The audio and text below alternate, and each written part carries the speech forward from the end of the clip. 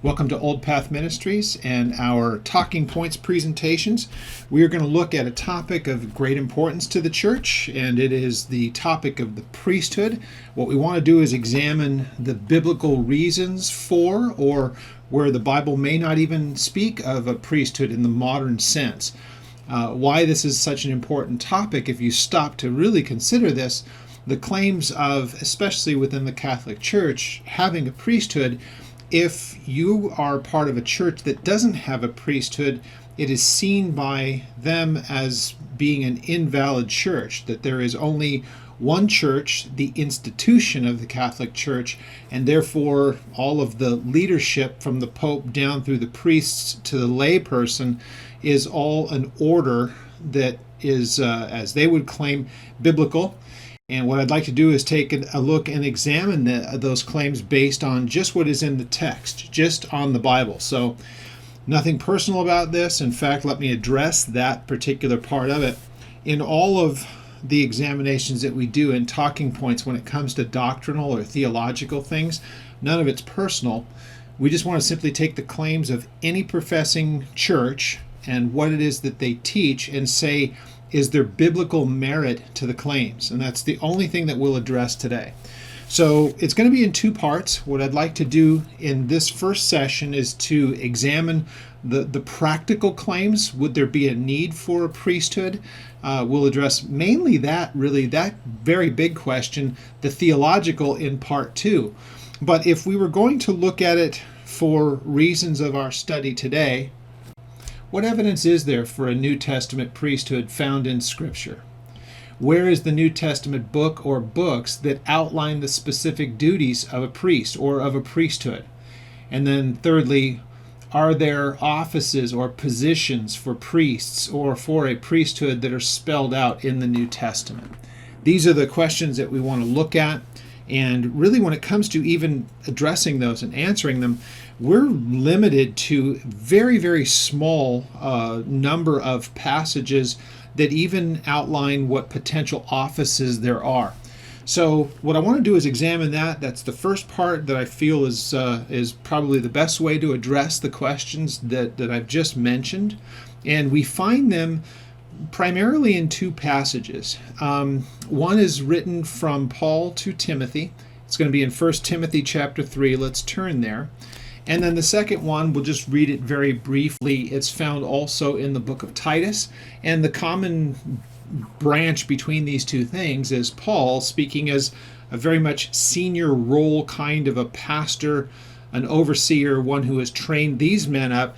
He's talking to them about the church order for where they are. And when they are overseeing a church, here are the types of people that you would want to have in those roles of leadership.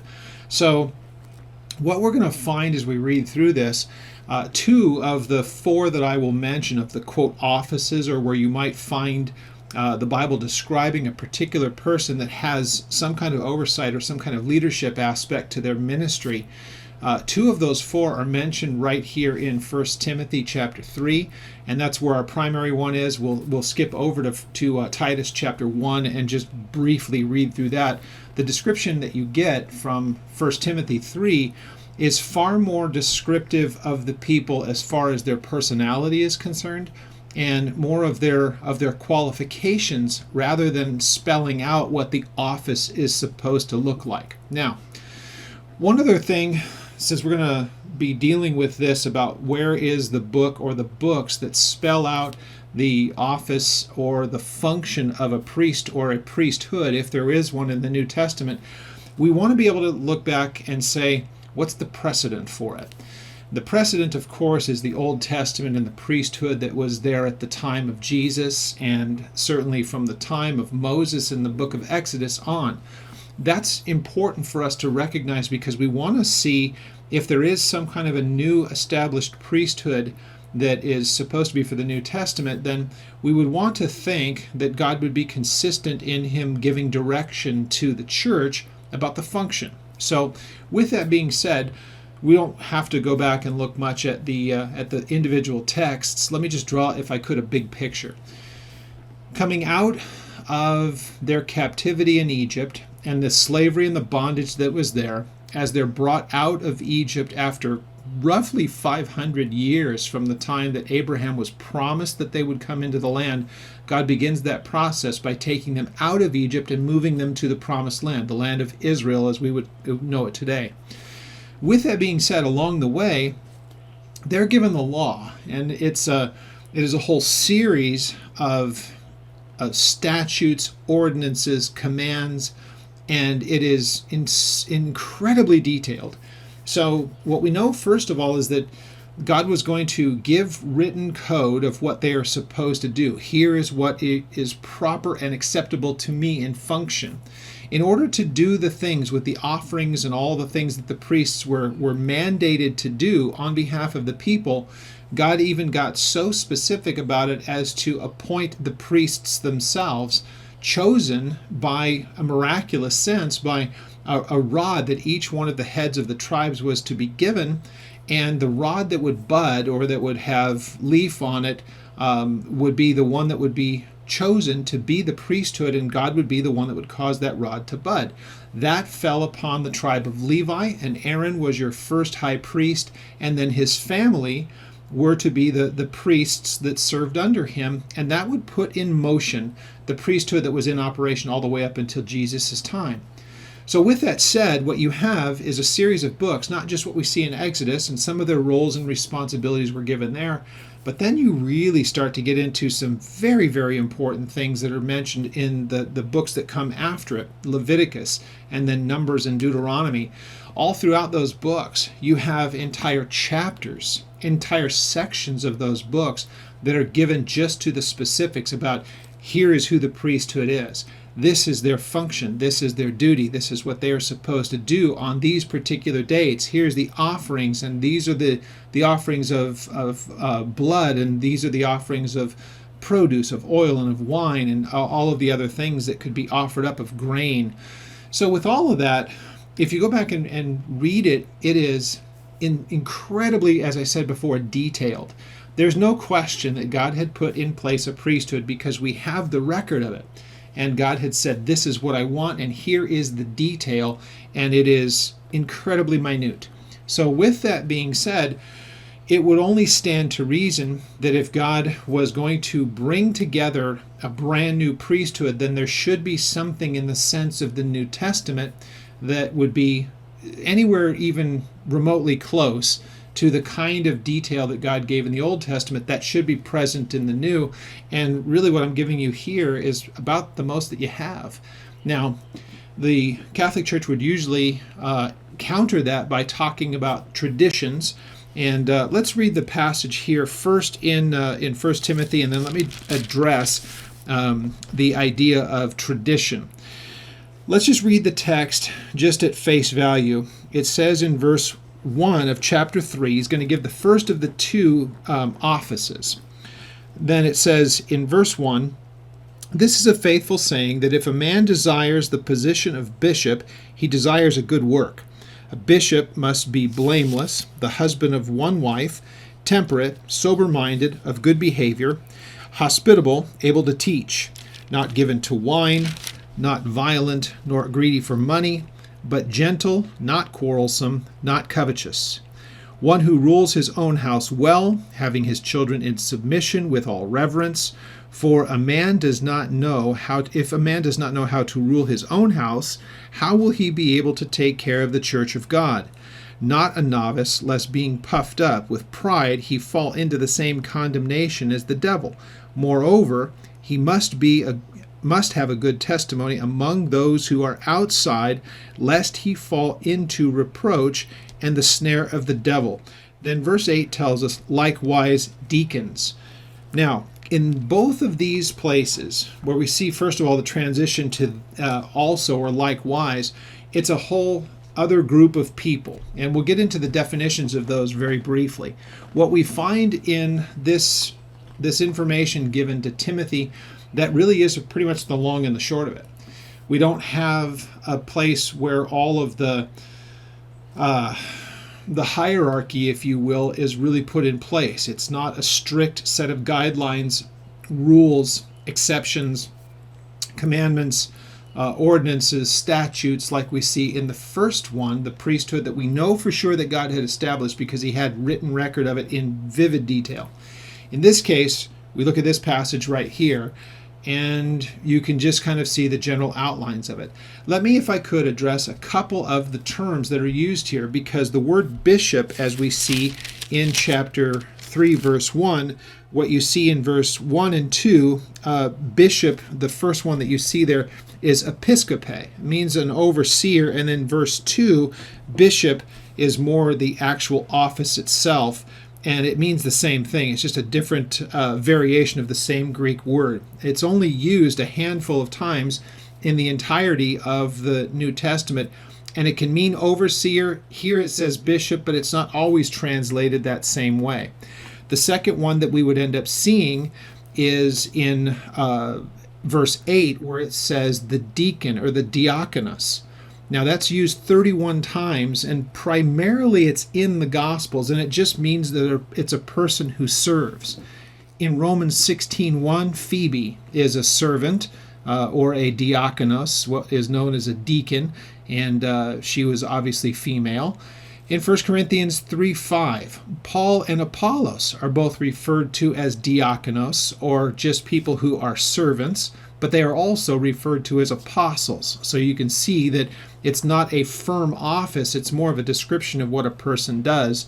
And then in 2 Corinthians 11, verse 15, we see that even there are those who are deacons or servants, but these are bad guys. These are servants of the devil. So you can look up those verses for yourself. I just give them as reference.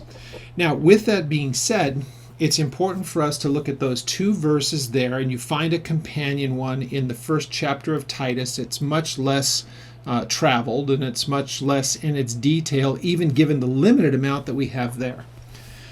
So with that being said, we have a couple of other groups of offices, or if you will, descriptions of people who were in a place of service.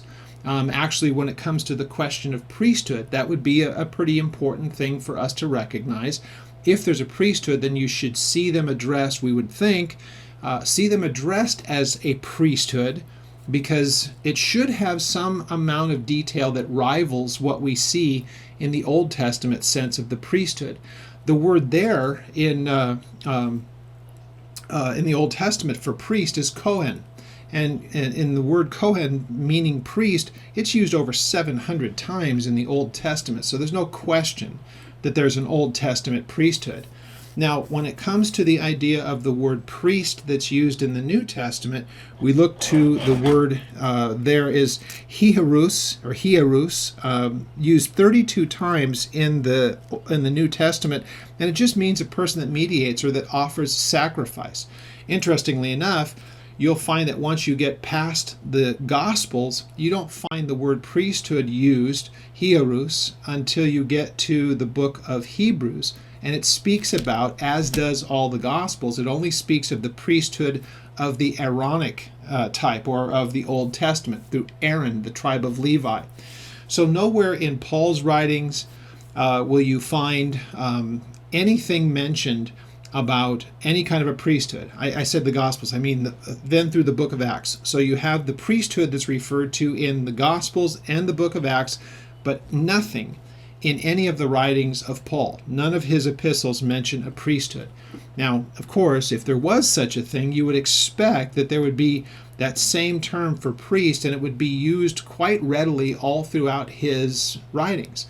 But even if we don't use hiereus or priesthood, if we wanted to take a look at the New Testament offices, as I've already shown you when it comes to the deacon and the bishop, they're very, very limited in their usages, and sometimes they can work between people of very, very high reputation or very low reputation. But more importantly, we're never given any real detail of their function. A couple of other words that are important for us to look at when it comes to the idea of tradition. The tradition is paradosis. Now, paradosis is where we will get sometimes people that would want to talk about a priesthood, they will point to this word paradosis that's used a few times by Paul, where he talks about traditions. And so, in the absence of what we see in the scripture, speaking about a very structured institution of a priesthood, in the case with the Catholic Church, starting at the Pope down through the cardinals to the bishops to the priesthood, there is nothing in the New Testament that gives anywhere near that kind of detail. Nothing even remotely close to what we see in the Old Testament. So then we lean on what is considered tradition, and the Catholic Church would tell you that what we see in a modern representation, let's say 21st century, all of the offices and the functions and the roles and all the rest of it is based upon tradition that's carried through the church, but it isn't in any way related to what we can see in Scripture. There are times when the paradosis is seen as a very problematic thing. In fact, when you get to the 7th chapter of Gospel of Mark, Jesus uses the term paradosis in the Greek.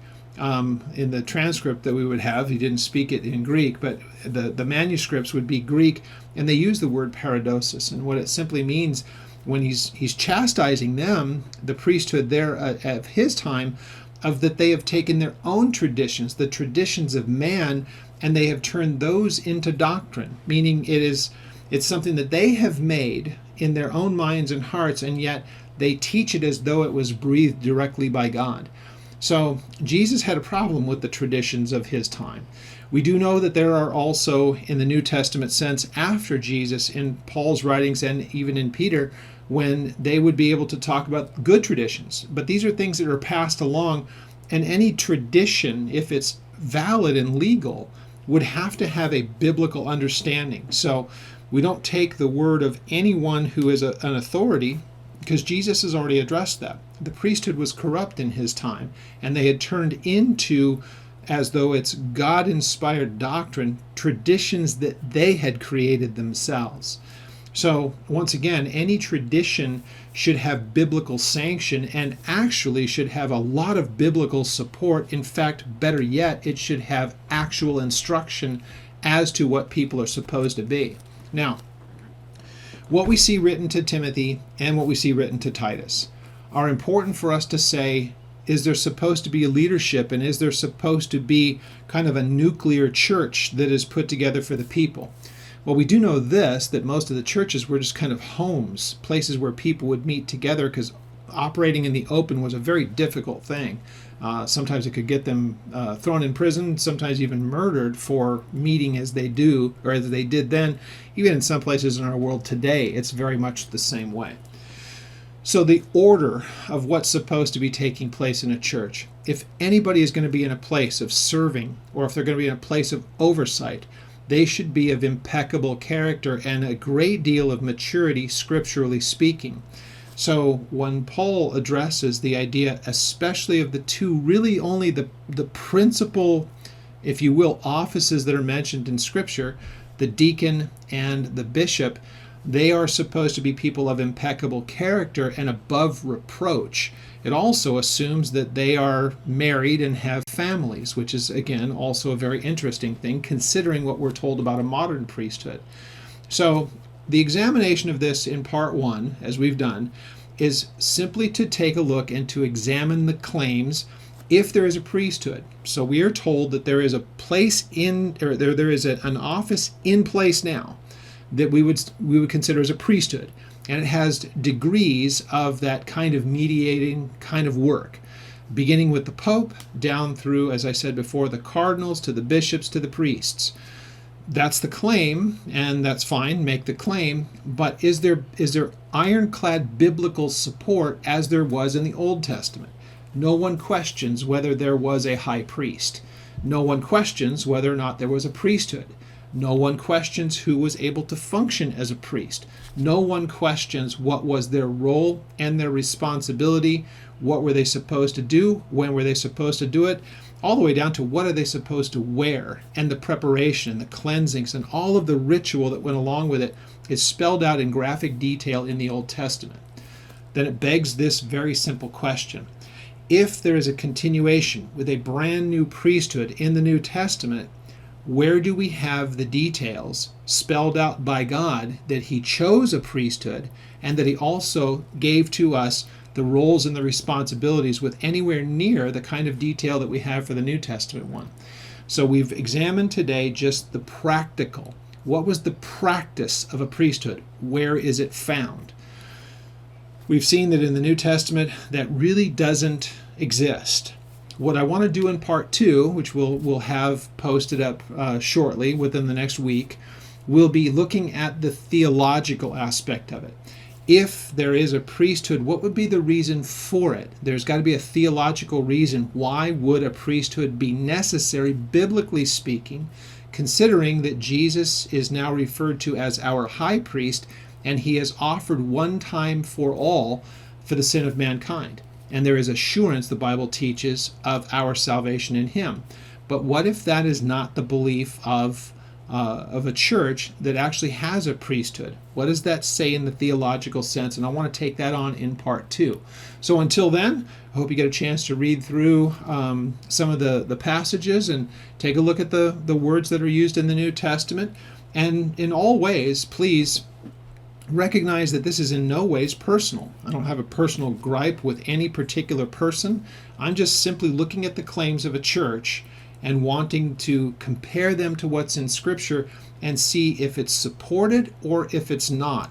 And that's my only intent for doing any of this. So please inspect it on your own, and if you have any questions about this, at the end of this video there is an email that's there, and there's also a website that you can visit to get to it, and we would love your feedback and questions.